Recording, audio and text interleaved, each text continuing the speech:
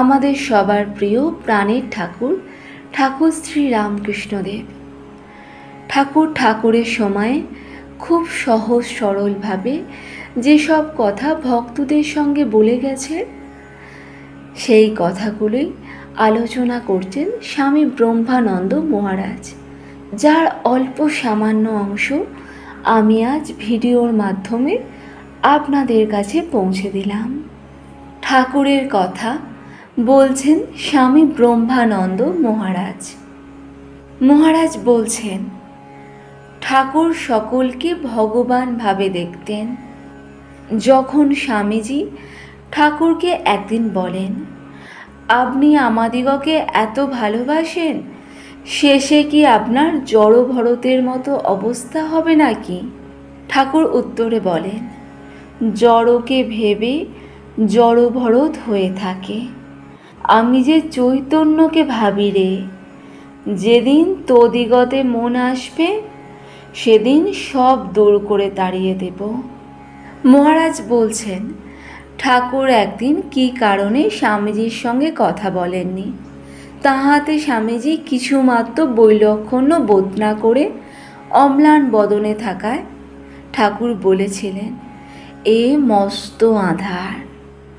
আবার কেশব সেন একদিন স্বামীজির খুব প্রশংসা করায় ঠাকুর বলেন, অত প্রশংসা করনি, এখনো রাসফুল, খাবার ঢের দেরি।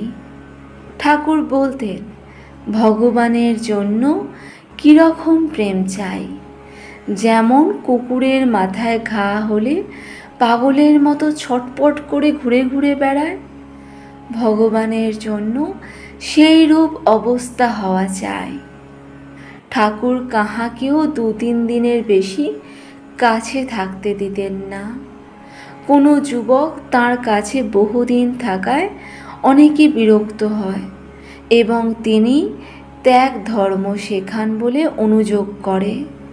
ঠাকুর তাতে বলেন, ও সংসার করুক না, আমি কি নিষেধ করছি, কিন্তু আগে জ্ঞান লাভ করুক, তারপর সংসার করুক। ঠাকুর বলছেন, আমি কি সকলকে কামিনী কাঞ্চন ত্যাগ করতে উপদেশ দিই?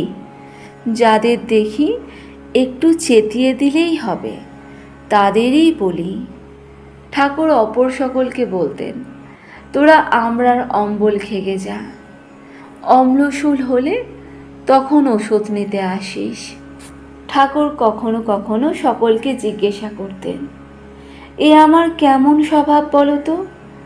যারা আমাকে 1 পয়সার বাতাসা দিতে পারে না, যাদের একখানা ছেঁড়া মাদুর বসতে দেবার সামর্থ্য নেই, তাদের কাছে এত যায় কেন? পরে নিজেই আবার বুঝিয়ে বলতেন, এদের দেখি যে সহজেই হবে, আর সকলের হওয়া বড় কঠিন। যেন দইয়ের হাঁড়ির মতো, দুধ রাখা চলে না। ঠাকুর তাদের বলতেন, তোমাদের যাতে শীঘ্র ভগবান লাভ হয়, এজন্য প্রার্থনা করি। মহারাজ বলছেন, একদিন কর্তা ভজাদের সম্বন্ধে কথা উঠতে গিরিশবাবু শ্লেষ প্রকাশ করে বলেন, তিনি উহাদের সম্বন্ধে একটা নাটক লিখবেন। গিরিশবাবুর এইরূপ কথা শুনে ঠাকুর গম্ভীরভাবে ধারণ করেন এবং বলেন, দেখো, ইহাদের মধ্যেও অনেক সিদ্ধ পুরুষ হয়ে গেছে, এও একটা পথ। ঠাকুরের কথা প্রসঙ্গে মহারাজ বললেন, ঠাকুর শ্রাদ্ধ বিবাহাদি সাংসারিক কার্যে আহারাদি করতে নিষেধ করতেন। ধ্যান করবার পূর্বে হরিনাম করতে বলতেন। ঠাকুরকে একদিন স্বামী তুরীয়ানন্দ যখন জিজ্ঞাসা করেন, কাম যায় কি করে, তখন ঠাকুর বলেন, যাবে কেন গো, ওটাকে অন্যদিকে মোড় ফিরিয়ে দাও। এইরূপ রাগ, লোভ, মোহ ইত্যাদি সম্বন্ধে ওই কথা বলেন। এই কথা শুনে এর প্রাণ খুব উৎসাহিত হয়ে উঠত। ঠাকুর বলতেন, যেখানে অত্যন্ত ব্যাকুলতা, সেখানেই তাঁর অধিক প্রকাশ। তিনি কাউকে কাউকে নিজেকে দেখিয়ে বলতেন, এখানকার প্রতি ভালোবাসা রেখো, তাহলেই হবে।